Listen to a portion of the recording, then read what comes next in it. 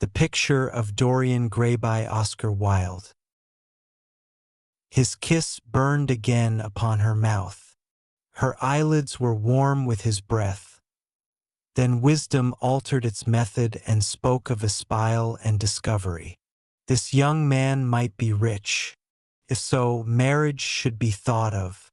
Against the shell of her ear broke the waves of worldly cunning. The arrows of craft shot by her. She saw the thin lips moving, and smiled.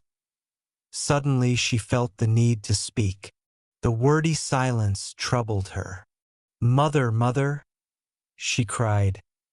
"Why does he love me so much? I know why I love him. I love him because he is like what love himself should be. But what does he see in me? I am not worthy of him. And yet why I cannot tell. Though I feel so much beneath him, I don't feel humble.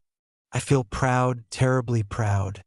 Mother, did you love my father as I love Prince Charming?" The elder woman grew pale beneath the coarse powder that daubed her cheeks, and her dry lips twitched with a spasm of pain. Sybil rushed to her, flung her arms round her neck, and kissed her. "Forgive me, mother.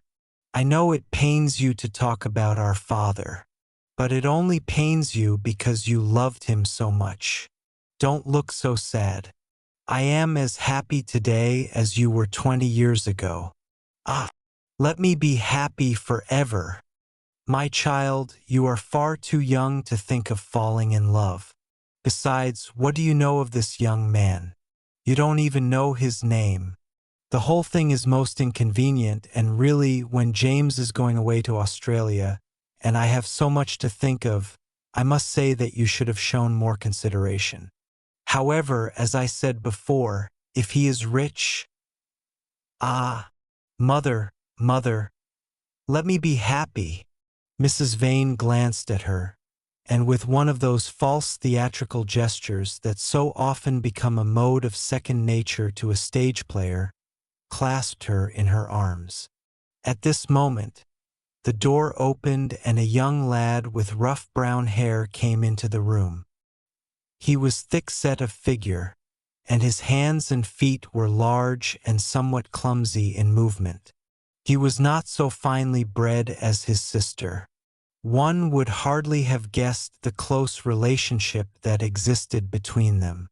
Mrs. Vane fixed her eyes on him and intensified her smile. She mentally elevated her son to the dignity of an audience. She felt sure that the tableau was interesting. "You might keep some of your kisses for me, Sybil, I think," said the lad with a good-natured grumble. "Ah, but you don't like being kissed, Jim," she cried. "You are a dreadful old bear." And she ran across the room and hugged him. James Vane looked into his sister's face with tenderness. "I want you to come out with me for a walk, Sybil. I don't suppose I shall ever see this horrid London again. I am sure I don't want to." "My son, don't say such dreadful things," murmured Mrs. Vane, taking up a tawdry theatrical dress, with a sigh, and beginning to patch it. She felt a little disappointed that he had not joined the group. It would have increased the theatrical picturesqueness of the situation. "Why not, mother? I mean it.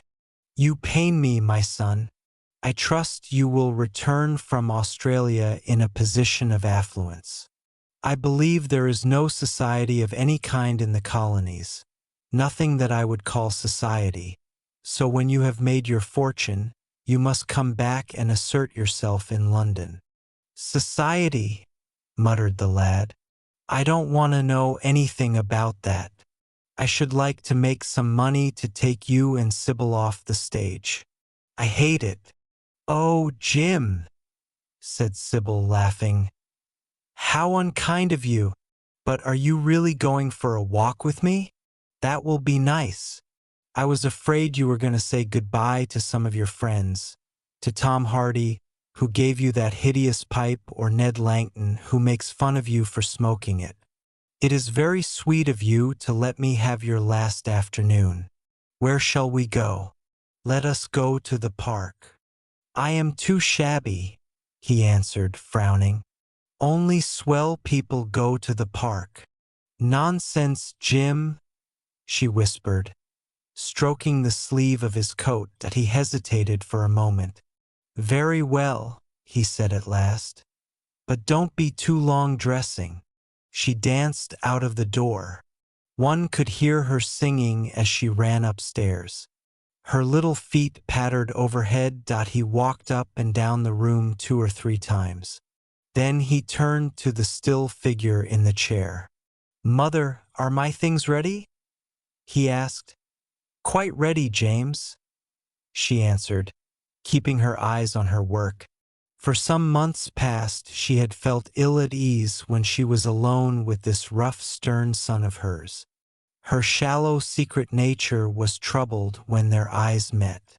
She used to wonder if he suspected anything. The silence, for he made no other observation, became intolerable to her. She began to complain.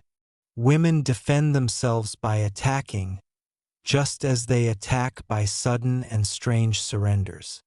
"I hope you will be contented, James, with your seafaring life," she said. "You must remember that it is your own choice. You might have entered a solicitor's office. Solicitors are a very respectable class, and in the country often dine with the best families." "I hate offices, and I hate clerks," he replied. "But you are quite right. I have chosen my own life. All I say is, watch over Sybil. Don't let her come to any harm. Mother, you must watch over her." "James, you really talk very strangely. Of course I watch over Sybil. I hear a gentleman comes every night to the theater and goes behind to talk to her. Is that right?" "What about that?" "You are speaking about things you don't understand, James. In the profession we are accustomed to receive a great deal of most gratifying attention. I myself used to receive many bouquets at one time. That was when acting was really understood. As for Sybil, I do not know at present whether her attachment is serious or not. But there is no doubt that the young man in question is a perfect gentleman. He is always most polite to me. Besides, he has the appearance of being rich, and the flowers he sends are lovely." "You don't know his name, though," said the lad harshly. "No," answered his mother with a placid expression in her face. "He has not yet revealed his real name. I think it is quite romantic of him. He is probably a member of the aristocracy." James Vane bit his lip.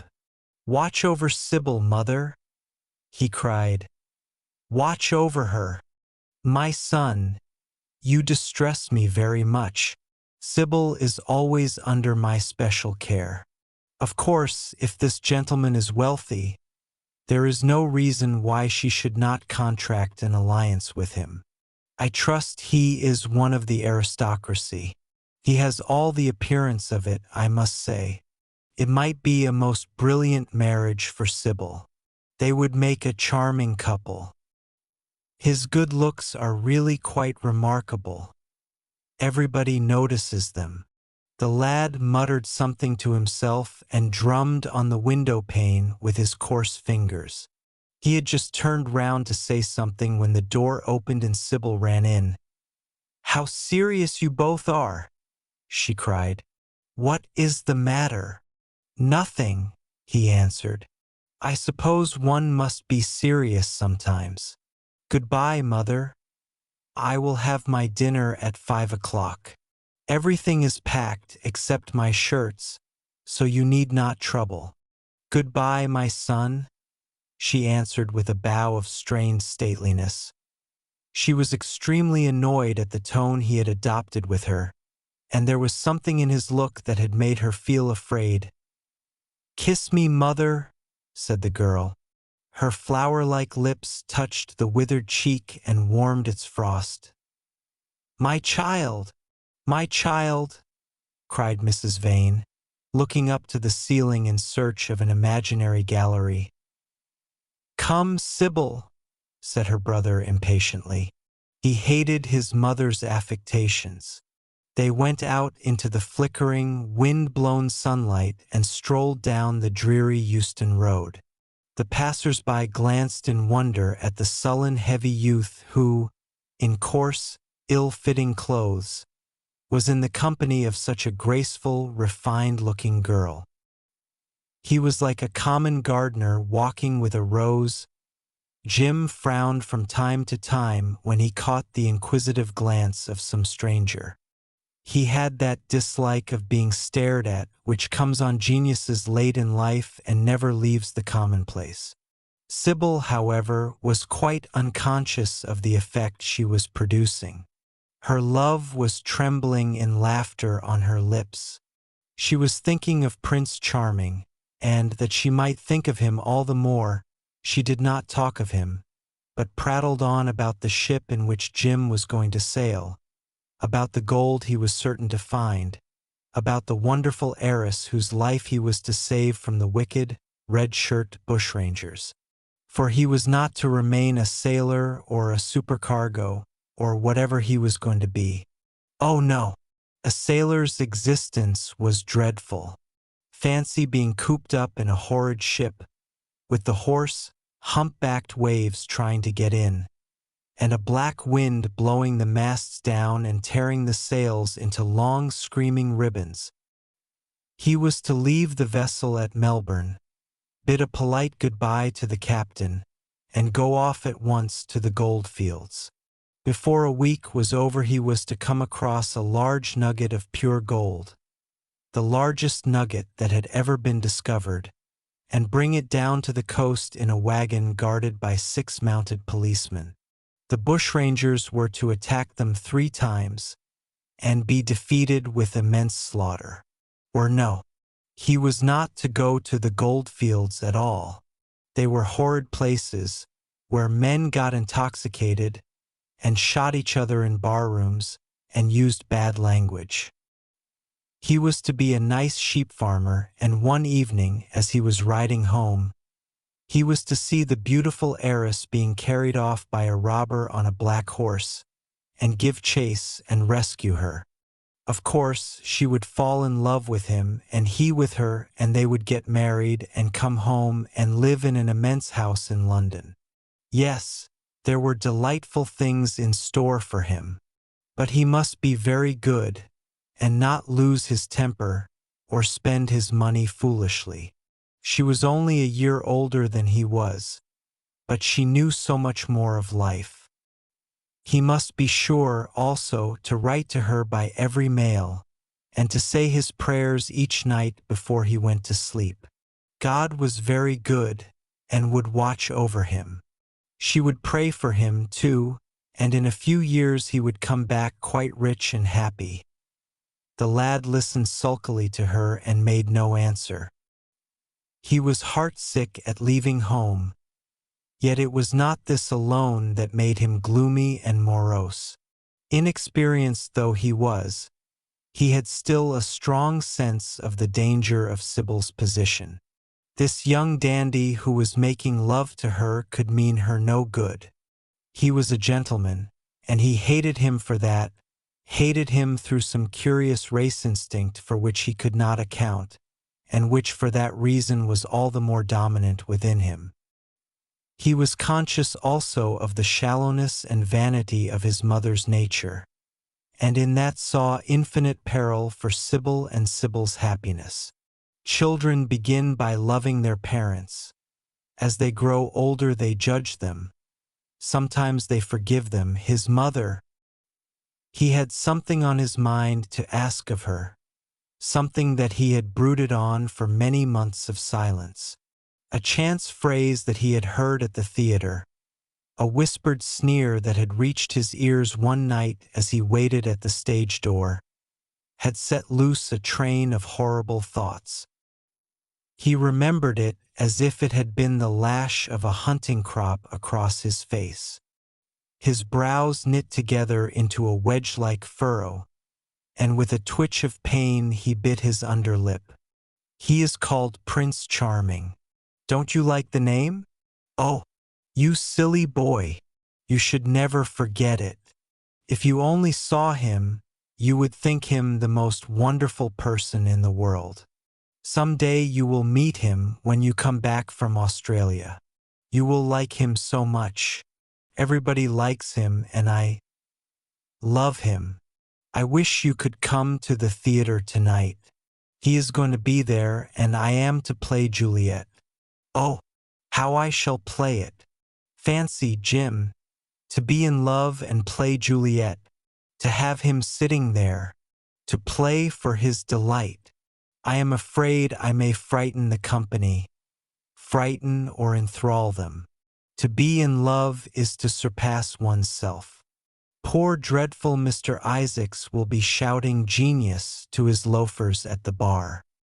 He has preached me as a dogma. Tonight he will announce me as a revelation. I feel it, and it is all his only Prince Charming, my wonderful lover, my God of graces. But I am poor beside him. Poor? What does that matter? When poverty creeps in at the door, love flies in through the window. Our proverbs want rewriting. They were made in winter, and it is summer now. Springtime for me, I think, a very dance of blossoms in blue skies. She laughed and took his arm. You dear old Jim, you talk as if you were 100. Some day you will be in love yourself. Then you will know what it is. Don't look so sulky. Surely you should be glad to think that, though you are going away, you leave me happier than I have ever been before. Life has been hard for us both, terribly hard and difficult. But it will be different now. You are going to a new world, and I have found one. Here are 2 chairs. Let us sit down and see the smart people go by. They took their seats amidst a crowd of watchers. The tulip beds across the road flamed like throbbing rings of fire. A white dust, tremulous cloud of orris root it seemed, hung in the panting air. The brightly colored parasols danced and dipped like monstrous butterflies. She made her brother talk of himself, his hopes, his prospects. He spoke slowly and with effort.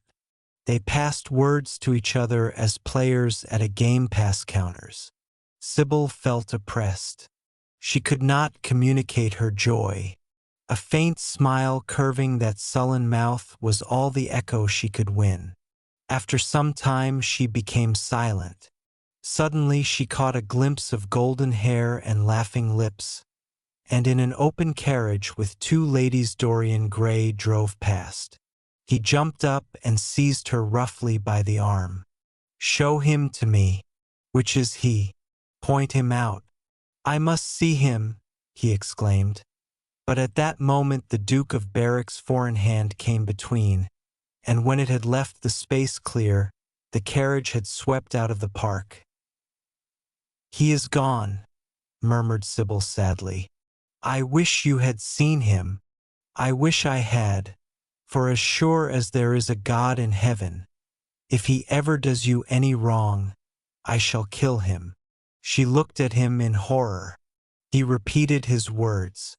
They cut the air like a dagger. The people round began to gape. A lady standing close to her tittered. "Come away, Jim. Come away," she whispered. He followed her doggedly as she passed through the crowd. He felt glad at what he had said. When they reached the Achilles statue, she turned round.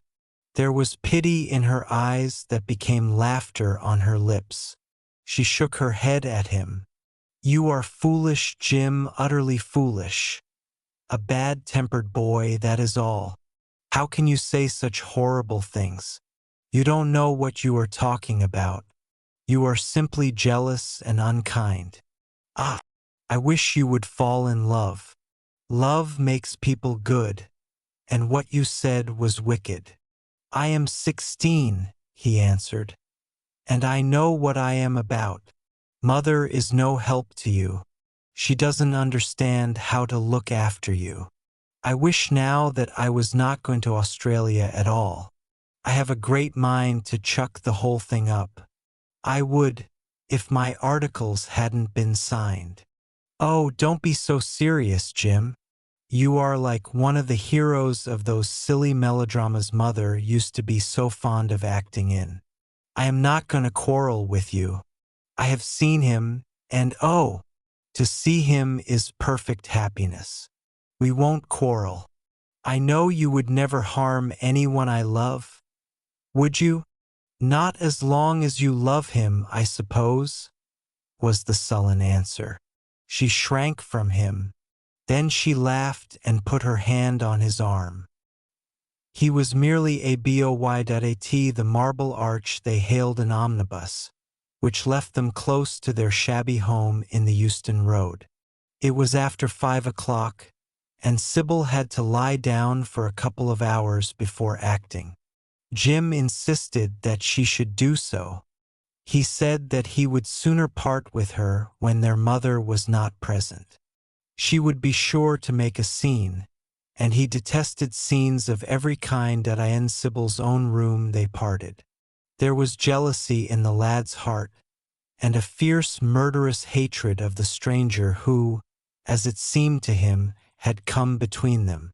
Yet, when her arms were flung round his neck, and her fingers strayed through his hair, he softened and kissed her with real affection. There were tears in his eyes as he went downstairs. His mother was waiting for him below. She grumbled at his unpunctuality as he entered. He made no answer, but sat down to his meager meal. The flies buzzed round the table and crawled over the stained cloth. Through the rumble of omnibuses and the clatter of street cabs, he could hear the droning voice devouring each minute that was left to him after some time. He thrust away his plate and put his head in his hands. He felt that he had a right to know.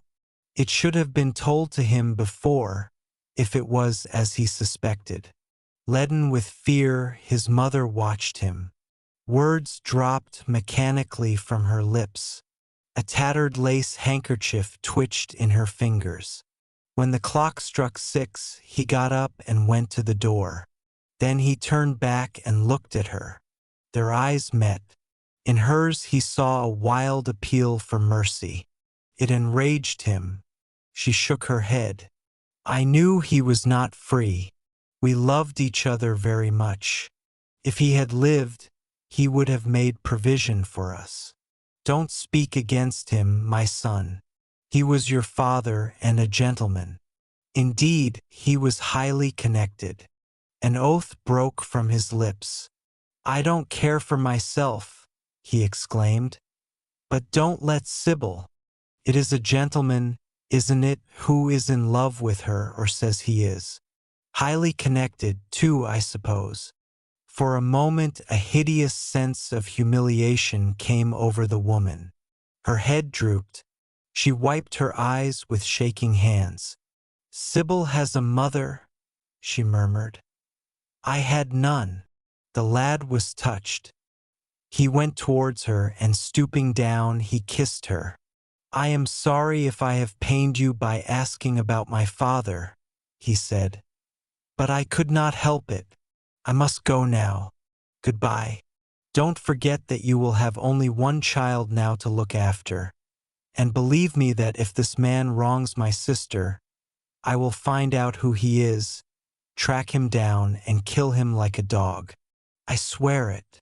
The exaggerated folly of the threat, the passionate gesture that accompanied it, the mad melodramatic words, made life seem more vivid to her. She was familiar with the atmosphere. She breathed more freely, and for the first time for many months she really admired her son. She would have liked to have continued the scene on the same emotional scale, but he cut her short. Trunks had to be carried down and mufflers looked for. The lodging house drudge bustled in and out. There was the bargaining with the cabman. The moment was lost in vulgar details. It was with a renewed feeling of disappointment that she waved the tattered lace handkerchief from the window as her son drove away. She was conscious that a great opportunity had been wasted. She consoled herself by telling Sybil how desolate she felt her life would be, now that she had only one child to look after. She remembered the phrase. It had pleased her. Of the threat she said nothing. It was vividly and dramatically expressed. She felt that they would all laugh at it someday. "I suppose you have heard the news, Basil?" said Lord Henry that evening as Hallward was shown into a little private room at the Bristol where dinner had been laid for 3.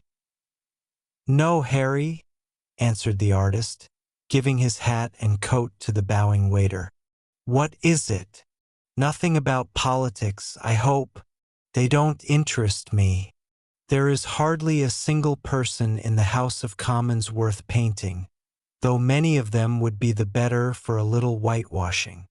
"Dorian Gray is engaged to be married," said Lord Henry, watching him as he spoke. Hallward started and then frowned. "Dorian engaged to be married," he cried. "Impossible!" "It is perfectly true." "To whom?" "To some little actress or other." "I can't believe it. Dorian is far too sensible.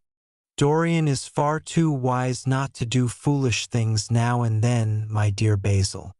Marriage is hardly a thing that one can do now and then, Harry." "Except in America," rejoined Lord Henry languidly. "But I didn't say he was married. I said he was engaged to be married. There is a great difference. I have a distinct remembrance of being married, but I have no recollection at all of being engaged. I am inclined to think that I never was engaged. But think of Dorian's birth and position and wealth. It would be absurd for him to marry so much beneath him.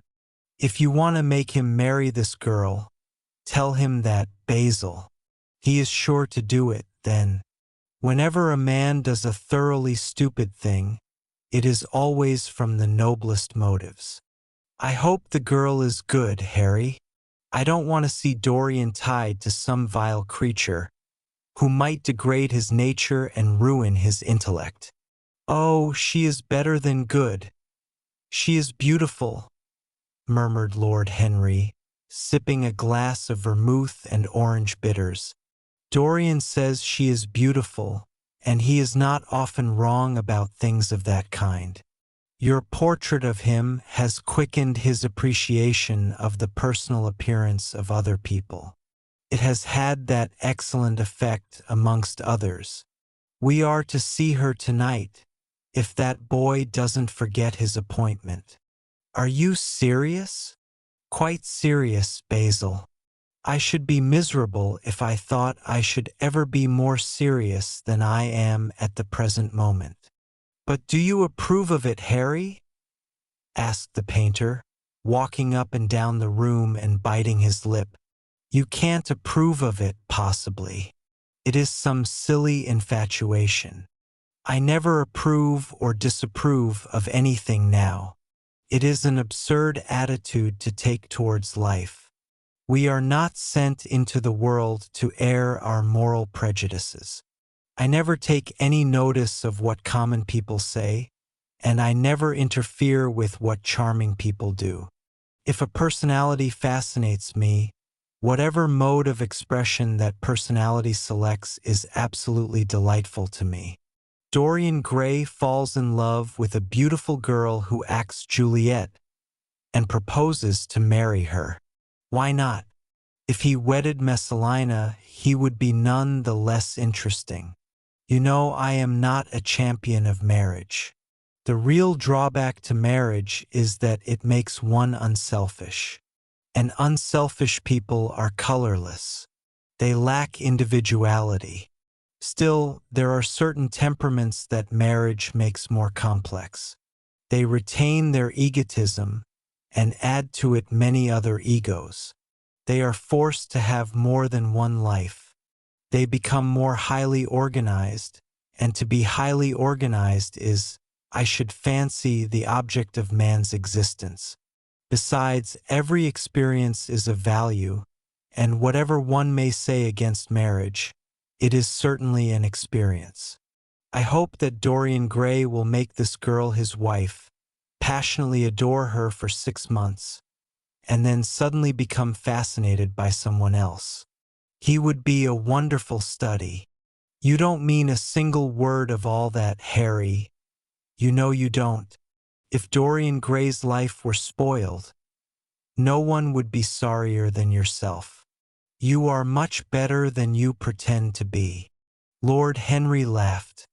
The reason we all like to think so well of others is that we are all afraid for ourselves. The basis of optimism is sheer terror. We think that we are generous because we credit our neighbor with the possession of those virtues that are likely to be a benefit to us.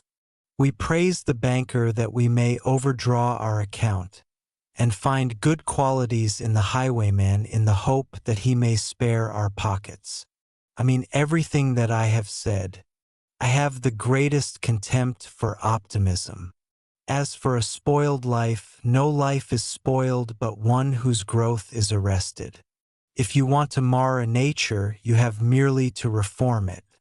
As for marriage, of course that would be silly, but there are other and more interesting bonds between men and women. I will certainly encourage them. They have the charm of being fashionable. But here is Dorian himself. He will tell you more than I can. My dear Harry, my dear Basil, you must both congratulate me, said the lad, throwing off his evening cape with its satin-lined wings and shaking each of his friends by the hand in turn. I have never been so happy. Of course, it is sudden, all really delightful things are. And yet it seems to me to be the one thing I have been looking for all my life. He was flushed with excitement and pleasure, and looked extraordinarily handsome. I hope you will always be very happy, Dorian, said Hallward. But I don't quite forgive you for not having let me know of your engagement. You let Harry know. And I don't forgive you for being late for dinner, broke in Lord Henry, putting his hand on the lad's shoulder and smiling as he spoke. Come, let us sit down and try what the new chef here is like, and then you will tell us how it all came about. There is really not much to tell, cried Dorian as they took their seats at the small round table. What happened was simply this. After I left you yesterday evening, Harry, I dressed, had some dinner at that little Italian restaurant in Rupert Street you introduced me to, and went down at 8 o'clock to the theater. Sybil was playing Rosalind. Of course, the scenery was dreadful and the Orlando absurd. But Sybil, you should have seen her. When she came on in her boy's clothes, she was perfectly wonderful. She wore a moss-colored velvet jerkin with cinnamon sleeves, slim, brown, cross-gartered hose, a dainty little green cap with a hawk's feather caught in a jewel, and a hooded cloak lined with dull red. She had never seemed to me more exquisite. She had all the delicate grace of that Tanagra figurine that you have in your studio, Basil. Her hair clustered round her face like dark leaves round a pale rose. As for her acting, well, you shall see her tonight. She is simply a born artist. I sat in the dingy box absolutely enthralled. I forgot that I was in London and in the 19th century. I was away with my love in a forest that no man had ever seen. After the performance was over, I went behind and spoke to her. As we were sitting together, suddenly there came into her eyes a look that I had never seen there before. My lips moved towards hers. We kissed each other. I can't describe to you what I felt at that moment. It seemed to me that all my life had been narrowed to one perfect point of rose-colored joy. She trembled all over and shook like a white narcissus. Then she flung herself on her knees and kissed my hands. I feel that I should not tell you all this, but I can't help it. Of course, our engagement is a dead secret. She has not even told her own mother. I don't know what my guardians will say. Lord Radley is sure to be furious. I don't care. I shall be of age in less than a year, and then I can do what I like. I have been right, Basil, haven't I, to take my love out of poetry and to find my wife in Shakespeare's plays? Lips that Shakespeare taught to speak have whispered their secret in my ear. I have had the arms of Rosalind around me, and kissed Juliet on the mouth. Yes, Dorian, I suppose you were right, said Hallward slowly. Have you seen her today? Asked Lord Henry. Dorian Gray shook his head. I left her in the forest of Arden. I shall find her in an orchard in Verona. Lord Henry sipped his champagne in a meditative manner. At what particular point did you mention the word marriage, Dorian? And what did she say in answer? Perhaps you forgot all about it. My dear Harry, I did not treat it as a business transaction, and I did not make any formal proposal. I told her that I loved her, and she said she was not worthy to be my wife. Not worthy? Why, the whole world is nothing to me compared with her. Women are wonderfully practical, murmured Lord Henry. Much more practical than we are. In situations of that kind, we often forget to say anything about marriage, and they always remind us. Hallward laid his hand upon his arm. Don't, Harry. You have annoyed Dorian. He is not like other men. He would never bring misery upon anyone. His nature is too fine for that. Lord Henry looked across the table. Dorian is never annoyed with me, he answered. I asked the question for the best reason possible, for the only reason, indeed, that excuses one for asking any question, simple curiosity. I have a theory that it is always the women who propose to us, and not we who propose to the women. Except, of course, in middle-class life. But then the middle classes are not modern. Dorian Gray laughed and tossed his head. You are quite incorrigible, Harry. But I don't mind. It is impossible to be angry with you. When you see Sybil Vane, you will feel that the man who could wrong her would be a beast without a heart. I cannot understand how anyone can wish to shame the thing he loves. I love Sybil Vane. I want to place her on a pedestal of gold and to see the world worship the woman who is mine. What is marriage? An irrevocable vow. You mock at it for that. Ah, don't mock. It is an irrevocable vow that I want to take. Her trust makes me faithful. Her belief makes me good. When I am with her, I regret all that you have taught me. I become different from what you have known me to be. I am changed, and the mere touch of Sybil Vane's hand makes me forget you and all your wrong, fascinating, poisonous, delightful theories. And those are? Asked Lord Henry, helping himself to some salad. Oh, your theories about life, your theories about love, your theories about pleasure. All your theories, in fact, Harry. Pleasure is the only thing worth having a theory about, he answered in his slow, melodious voice. But I am afraid I cannot claim my theory as my own. It belongs to nature, not to me. Pleasure is nature's test, her sign of approval. When we are happy, we are always good. But when we are good, we are not always happy. Ah, but what do you mean by good? Cried Basil Hallward. Yes, echoed Dorian, leaning back in his chair and looking at Lord Henry over the heavy clusters of purple-lipped irises that stood in the center of the table. What do you mean by good, Harry? To be good is to be in harmony with one's self, he replied, touching the thin stem of his glass with his pale, fine-pointed fingers. Discord is to be forced to be in harmony with others. One's own life, that is the important thing. As for the lives of one's neighbors, if one wishes to be a prig or a Puritan, one can flaunt one's moral views about them, but they are not one's concern. Besides, individualism has really the higher aim. Modern morality consists in accepting the standard of one's age. I consider that for any man of culture to accept the standard of his age is a form of the grossest immorality. But surely, if one lives merely for oneself, Harry, one pays a terrible price for doing so? Suggested the painter. Yes, we are overcharged for everything nowadays. I should fancy that the real tragedy of the poor is that they can afford nothing but self-denial. Beautiful sins, like beautiful things, are the privilege of the rich.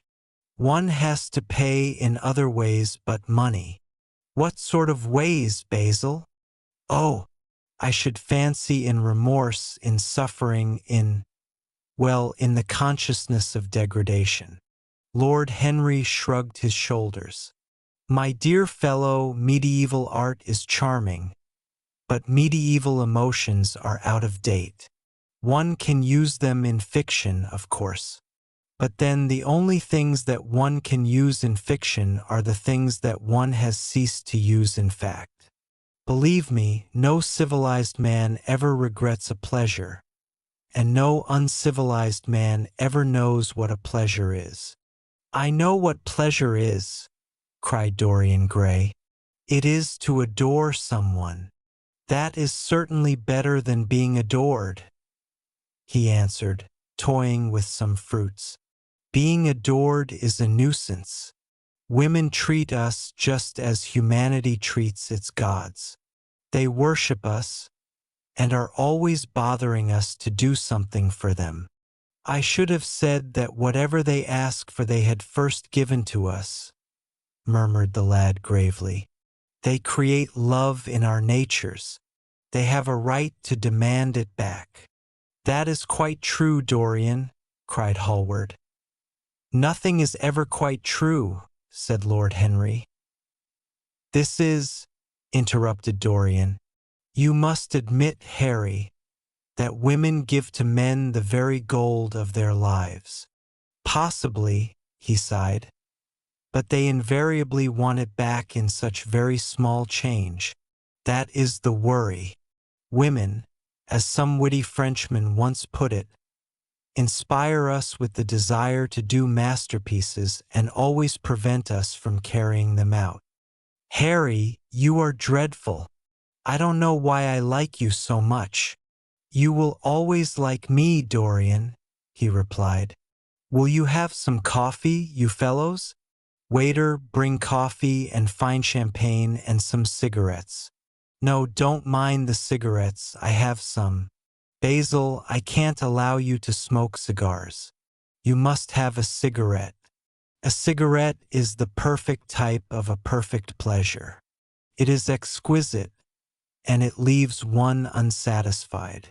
What more can one want? Yes, Dorian, you will always be fond of me.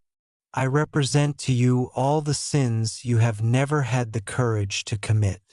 What nonsense you talk, Harry, cried the lad, taking a light from a fire-breathing silver dragon that the waiter had placed on the table. Let us go down to the theater. When Sybil comes on the stage, you will have a new ideal of life. She will represent something to you that you have never known." "I have known everything," said Lord Henry with a tired look in his eyes. "But I am always ready for a new emotion. I am afraid, however, that, for me at any rate, there is no such thing. Still, your wonderful girl may thrill me. I love acting. It is so much more real than life. Let us go. Dorian, you will come with me. I am so sorry, Basil, but there is only room for 2 in the brougham. You must follow us in a hansom." They got up and put on their coats, sipping their coffee standing. The painter was silent and preoccupied. There was a gloom over him. He could not bear this marriage, and yet it seemed to him to be better than many other things that might have happened. After a few minutes, they all passed downstairs. He drove off by himself, as had been arranged, and watched the flashing lights of the little brougham in front of him. A strange sense of loss came over him. He felt that Dorian Gray would never again be to him all that he had been in the past. Life had come between them. His eyes darkened, and the crowded, flaring streets became blurred to his eyes. When the cab drew up at the theater, it seemed to him that he had grown years older. For some reason or other, the house was crowded that night, and the fat Jew manager who met them at the door was beaming from ear to ear with an oily, tremulous smile. He escorted them to their box with a sort of pompous humility, waving his fat, jeweled hands and talking at the top of his voice. Dorian Gray loathed him more than ever. He felt as if he had come to look for Miranda and had been met by Caliban. Lord Henry, upon the other hand, rather liked him. At least he declared he did, and insisted on shaking him by the hand and assuring him that he was proud to meet a man who had discovered a real genius and gone bankrupt over a poet. Hallward amused himself with watching the faces in the pit. The heat was terribly oppressive, and the huge sunlight flamed like a monstrous dahlia with petals of yellow fire. The youths in the gallery had taken off their coats and waistcoats and hung them over the side. They talked to each other across the theater and shared their oranges with the tawdry girls who sat beside them. Some women were laughing in the pit. Their voices were horribly shrill and discordant. The sound of the popping of corks came from the bar. "What a place to find one's divinity in," said Lord Henry. "Yes," answered Dorian Gray. "It was here I found her, and she is divine beyond all living things. When she acts, you will forget everything. These common rough people, with their coarse faces and brutal gestures, become quite different when she is on the stage. They sit silently and watch her. They weep and laugh as she wills them to do. She makes them as responsive as a violin. She spiritualizes them, and one feels that they are of the same flesh and blood as one's self. The same flesh and blood as one's self. Oh, I hope not," exclaimed Lord Henry, who was scanning the occupants of the gallery through his opera glass. "Don't pay any attention to him, Dorian," said the painter. "I understand what you mean, and I believe in this girl. Anyone you love must be marvelous, and any girl who has the effect you describe must be fine and noble. To spiritualize one's age, that is something worth doing. If this girl can give a soul to those who have lived without one, if she can create the sense of beauty in people whose lives have been sordid and ugly, if she can strip them of their selfishness and lend them tears for sorrows that are not their own, she is worthy of all your adoration, worthy of the adoration of the world. This marriage is quite right. I did not think so at first, but I admit it now. The gods made Sybil vain for you. Without her you would have been incomplete. Thanks, Basil, answered Dorian Gray, pressing his hand. I knew that you would understand me. Harry is so cynical he terrifies me. But here is the orchestra. It is quite dreadful, but it only lasts for about 5 minutes. Then the curtain rises, and you will see the girl to whom I am going to give all my life, to whom I have given everything that is good in me. A quarter of an hour afterwards, amidst an extraordinary turmoil of applause, Sybil Vane stepped on to the stage. Yes, she was certainly lovely to look at. One of the loveliest creatures Lord Henry thought that he had ever seen. There was something of the fawn in her shy grace and startled eyes. A faint blush, like the shadow of a rose in a mirror of silver, came to her cheeks as she glanced at the crowded, enthusiastic house. She stepped back a few paces and her lips seemed to tremble. Basil Hallward leaped to his feet and began to applaud. Motionless, and as one in a dream, sat Dorian Gray, gazing at her. Lord Henry peered through his glasses, murmuring, "Charming, charming." The scene was the hall of Capulet's house, and Romeo in his pilgrim's dress had entered with Mercutio and his other friends. The band, such as it was, struck up a few bars of music, and the dance began. Through the crowd of ungainly, shabbily dressed actors, Sybil Vane moved like a creature from a finer world. Her body swayed while she danced, as a plant sways in the water. The curves of her throat were the curves of a white lily. Her hands seemed to be made of cool ivory. Dorian Gray grew pale as he watched her. He was puzzled and anxious. Neither of his friends dared to say anything to him. She seemed to them to be absolutely incompetent. They were horribly disappointed.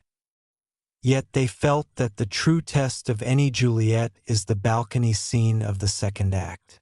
They waited for that. If she failed there was nothing in her. She looked charming as she came out in the moonlight. That could not be denied. A few moments afterwards the footlights flared up and the curtain rose on the third act. Dorian Gray went back to his seat. He looked pale and proud and indifferent.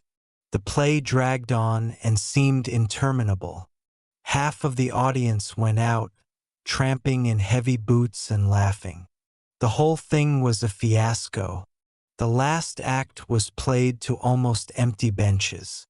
The curtain went down on a titter and some groans. As soon as it was over, Dorian Gray rushed behind the scenes into the green room. The girl was standing there alone, with a look of triumph on her face. Her eyes were lit with an exquisite fire. There was a radiance about her. Her parted lips were smiling over some secret of their own. When he entered, she looked at him, and an expression of infinite joy came over her. "How badly I acted tonight, Dorian," she cried. "Horribly," he answered, gazing at her in amazement. "Horribly. It was dreadful. Are you ill? You have no idea what it was. You have no idea what I suffered." The girl smiled. "Dorian," she answered, lingering over his name with long-drawn music in her voice, as though it were sweeter than honey to the red petals of her mouth. "Dorian, you should have understood. But you understand now, don't you?" "Understand what?" he asked angrily. "Why I was so bad tonight. Why I shall always be bad. Why I shall never act well again." He shrugged his shoulders. "You are ill, I suppose. When you are ill you shouldn't act. You make yourself ridiculous. My friends were bored. I was bored." She seemed not to listen to him. She was transfigured with joy. An ecstasy of happiness dominated her. "Dorian, Dorian," she cried. "Before I knew you, acting was the one reality of my life. It was only in the theater that I lived. I thought that it was all true. I was Rosalind one night and Portia the other. The joy of Beatrice was my joy, and the sorrows of Cordelia were mine also. I believed in everything. The common people who acted with me seemed to me to be godlike. The painted scenes were my world. I knew nothing but shadows, and I thought them real. You came, oh, my beautiful love, and you freed my soul from prison. You taught me what reality really is. Tonight, for the first time in my life, I saw through the hollowness, the sham, the silliness of the empty pageant in which I had always played. Tonight, for the first time, I became conscious that the Romeo was hideous and old and painted, that the moonlight in the orchard was false, that the scenery was vulgar, and that the words I had to speak were unreal, were not my words, were not what I wanted to say. You had brought me something higher, something of which all art is but a reflection. You had made me understand what love really is. My love, Prince Charming, Prince of Life, I have grown sick of shadows. You are more to me than all art can ever be. What have I to do with the puppets of a play? When I came on tonight, I could not understand how it was that everything had gone from me. I thought that I was going to be wonderful. I found that I could do nothing. Suddenly it dawned on my soul what it all meant. The knowledge was exquisite to me. I heard them hissing and I smiled. What could they know of love such as ours? Take me away, Dorian. Take me away with you where we can be quite alone. I hate the stage. I might mimic a passion that I do not feel, but I cannot mimic one that burns me like fire. Oh, Dorian, Dorian, you understand now what it signifies? Even if I could do it, it would be profanation for me to play at being in love. You have made me see that. He flung himself down on the sofa and turned away his face. You have killed my love, he muttered. She looked at him in wonder and laughed. He made no answer. She came across to him, and with her little fingers stroked his hair. She knelt down and pressed his hands to her lips. He drew them away, and a shudder ran through him. Then he leaped up and went to the door. Yes, he cried. You have killed my love. You used to stir my imagination. Now you don't even stir my curiosity. You simply produce no effect. I loved you because you were marvelous, because you had genius and intellect, because you realized the dreams of great poets and gave shape and substance to the shadows of art. You have thrown it all away. You are shallow and stupid. My God, how mad I was to love you. What a fool I have been. You are nothing to me now. I will never see you again. I will never think of you. I will never mention your name. You don't know what you were to me once. Why once? Oh, I can't bear to think of it. I wish I had never laid eyes upon you. You have spoiled the romance of my life. How little you can know of love if you say it mars your art. Without your art, you are nothing. I would have made you famous, splendid, magnificent. The world would have worshipped you, and you would have borne my name. What are you now? A third-rate actress with a pretty face. The girl grew white and trembled. She clenched her hands together, and her voice seemed to catch in her throat. You are not serious, Dorian? She murmured. You are acting. Acting. I leave that to you. You do it so well. He answered bitterly. She rose from her knees and, with a piteous expression of pain in her face, came across the room to him. She put her hand upon his arm and looked into his eyes. He thrust her back. "Don't touch me," he cried. A low moan broke from her, and she flung herself at his feet and lay there like a trampled flower. "Dorian, Dorian, don't leave me," she whispered. "I am so sorry I didn't act well.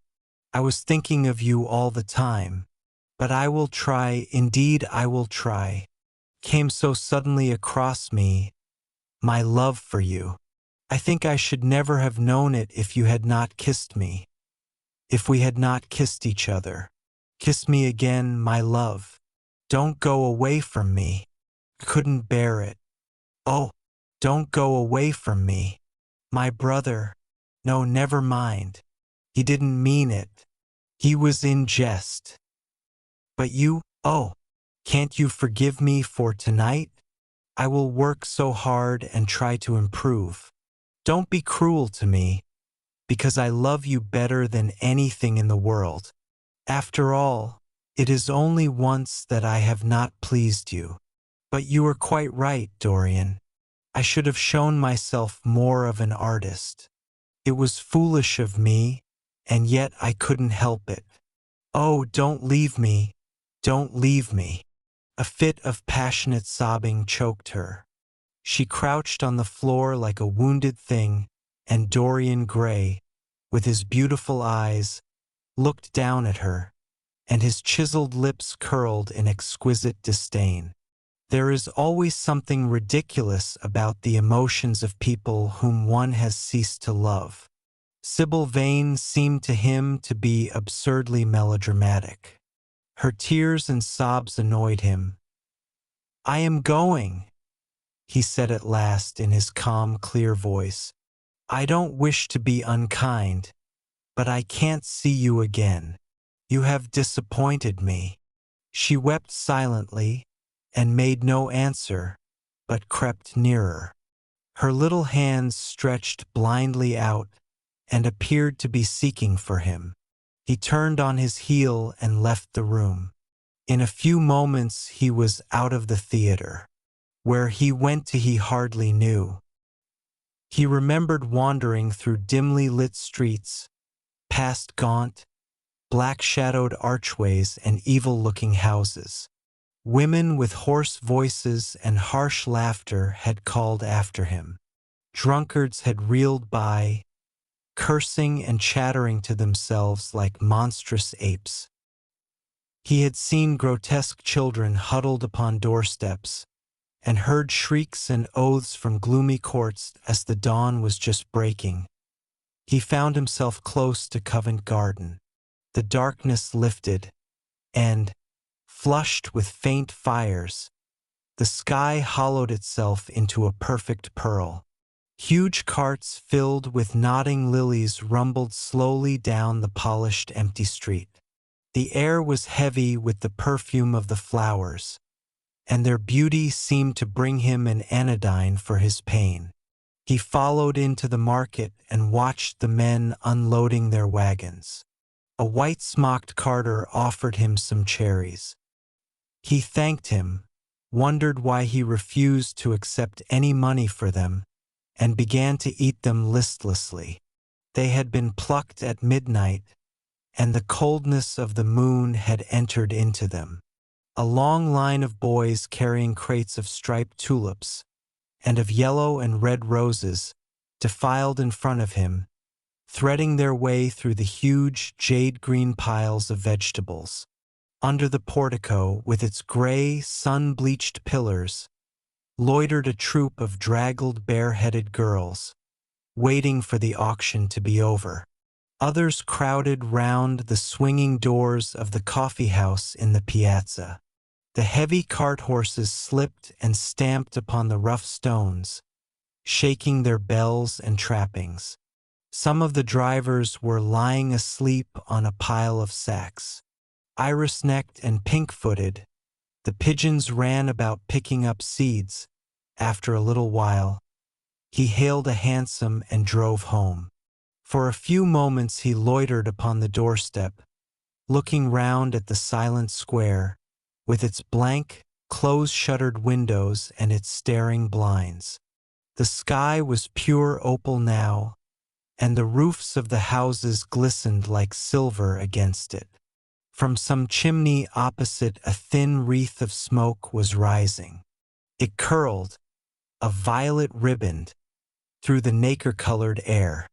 In the huge gilt Venetian lantern, spoil of some doge's barge, that hung from the ceiling of the great, oak-paneled hall of entrance, lights were still burning from 3 flickering jets. Thin blue petals of flame they seemed, rimmed with white fire. He turned them out and, having thrown his hat and cape on the table, passed through the library towards the door of his bedroom, a large octagonal chamber on the ground floor that, in his newborn feeling for luxury, he had just had decorated for himself and hung with some curious Renaissance tapestries that had been discovered stored in a disused attic at Selby Royal.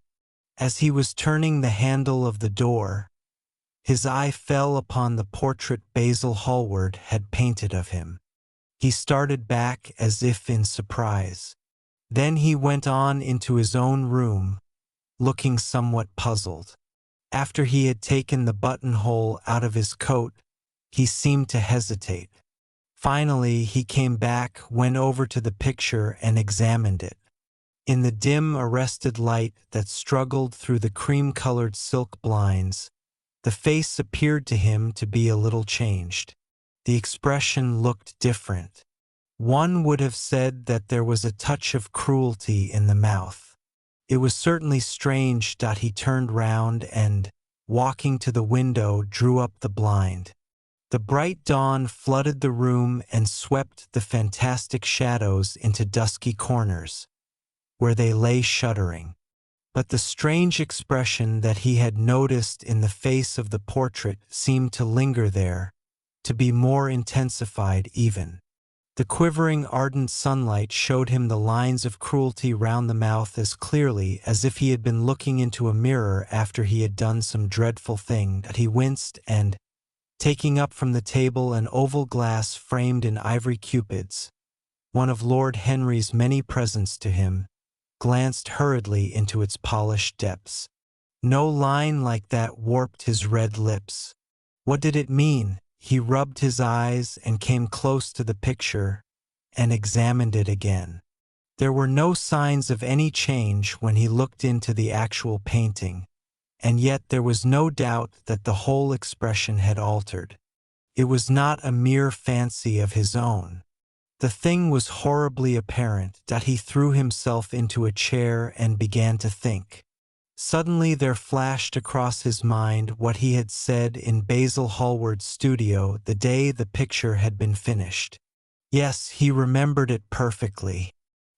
He had uttered a mad wish that he himself might remain young and the portrait grow old, that his own beauty might be untarnished, and the face on the canvas bear the burden of his passions and his sins, that the painted image might be seared with the lines of suffering and thought, and that he might keep all the delicate bloom and loveliness of his then just conscious boyhood. Surely his wish had not been fulfilled? Such things were impossible. It seemed monstrous even to think of them. And yet, there was the picture before him with the touch of cruelty in the mouth. Cruelty. Had he been cruel? It was the girl's fault, not his. He had dreamed of her as a great artist, had given his love to her because he had thought her great. Then she had disappointed him. She had been shallow and unworthy. And yet, a feeling of infinite regret came over him, as he thought of her lying at his feet sobbing like a little child. He remembered with what callousness he had watched her. Why had he been made like that? Why had such a soul been given to him? But he had suffered also. during the 3 terrible hours that the play had lasted. He had lived centuries of pain, aeon upon aeon of torture. His life was well worth hers. She had marred him for a moment, if he had wounded her for an age. Besides, women were better suited to bear sorrow than men. They lived on their emotions. They only thought of their emotions. When they took lovers, it was merely to have someone with whom they could have scenes. Lord Henry had told him that, and Lord Henry knew what women were. Why should he trouble about Sybil Vane? She was nothing to him now. But the picture? What was he to say of that? It held the secret of his life and told his story. It had taught him to love his own beauty. Would it teach him to loathe his own soul? Would he ever look at it again? No. It was merely an illusion wrought on the troubled senses. The horrible night that he had passed had left phantoms behind it. Suddenly there had fallen upon his brain that tiny scarlet speck that makes men mad. The picture had not changed. It was folly to think so. Yet it was watching him, with its beautiful marred face and its cruel smile. Its bright hair gleamed in the early sunlight. Its blue eyes met his own. A sense of infinite pity, not for himself, but for the painted image of himself, came over him. It had altered already and would alter more. Its gold would wither into gray. Its red and white roses would die. For every sin that he committed, a stain would fleck and wreck its fairness. But he would not sin. The picture, changed or unchanged, would be to him the visible emblem of conscience. He would resist temptation. He would not see Lord Henry any more, would not, at any rate, listen to those subtle poisonous theories that in Basil Hallward's garden had first stirred within him the passion for impossible things. He would go back to Sybil Vane, make her amends, marry her, try to love her again. Yes, it was his duty to do so. She must have suffered more than he had. Poor child! He had been selfish and cruel to her. The fascination that she had exercised over him would return. They would be happy together. His life with her would be beautiful and pure. He got up from his chair and drew a large screen right in front of the portrait, shuddering as he glanced at it. "How horrible!"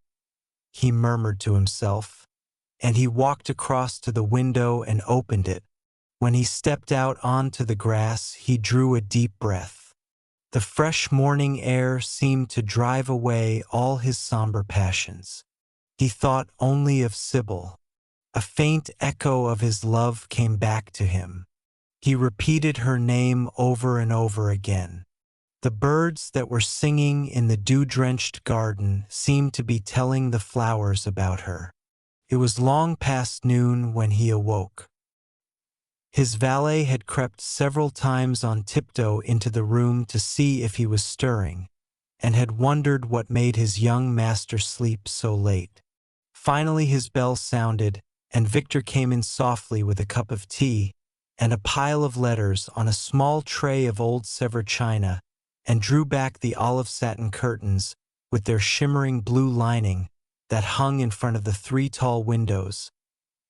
"Monsieur has well slept this morning," he said, smiling. "What o'clock is it, Victor?" asked Dorian Gray drowsily. 1 hour and a quarter, monsieur. How late it was! He sat up and, having sipped some tea, turned over his letters. One of them was from Lord Henry, and had been brought by hand that morning. He hesitated for a moment, and then put it aside. The others he opened listlessly. They contained the usual collection of cards, invitations to dinner, tickets for private views, programs of charity concerts, and the like that are showered on fashionable young men every morning during the season. There was a rather heavy bill for a chased silver Louis Quinze toilet set that he had not yet had the courage to send on to his guardians, who were extremely old-fashioned people and did not realize that we live in an age when unnecessary things are our only necessities. And there were several very courteously worded communications from German street moneylenders offering to advance any sum of money at a moment's notice and at the most reasonable rates of interest. After about 10 minutes he got up and, throwing on an elaborate dressing gown of silk-embroidered cashmere wool, passed into the onyx-paved bathroom. The cool water refreshed him after his long sleep. He seemed to have forgotten all that he had gone through. A dim sense of having taken part in some strange tragedy came to him once or twice, but there was the unreality of a dream about it. As soon as he was dressed, he went into the library and sat down to a light French breakfast that had been laid out for him on a small round table close to the open window. It was an exquisite day. The warm air seemed laden with spices. A bee flew in and buzzed round the blue dragon bowl that, filled with sulphur-yellow roses, stood before him. He felt perfectly happy. Suddenly his eye fell on the screen that he had placed in front of the portrait, and he started. "Too cold for monsieur?" asked his valet, putting an omelette on the table. "I shut the window?" Dorian shook his head. "I am not cold," he murmured. Was it all true? Had the portrait really changed? Or had it been simply his own imagination that had made him see a look of evil where there had been a look of joy? Surely a painted canvas could not alter? The thing was absurd. It would serve as a tale to tell Basil someday. It would make him smile. And yet, how vivid was his recollection of the whole thing, first in the dim twilight, and then in the bright dawn. He had seen the touch of cruelty round the warped lips. He almost dreaded his valet leaving the room. He knew that when he was alone he would have to examine the portrait. He was afraid of certainty. When the coffee and cigarettes had been brought and the man turned to go, he felt a wild desire to tell him to remain.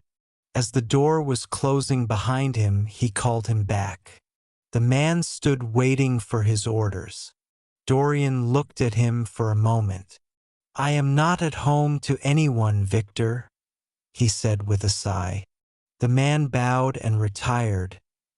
Then he rose from the table, lit a cigarette, and flung himself down on a luxuriously cushioned couch that stood facing the screen. The screen was an old one, of gilt Spanish leather, stamped and wrought with a rather florid Louis Quatorze pattern. He scanned it curiously, wondering if ever before it had concealed the secret of a man's life.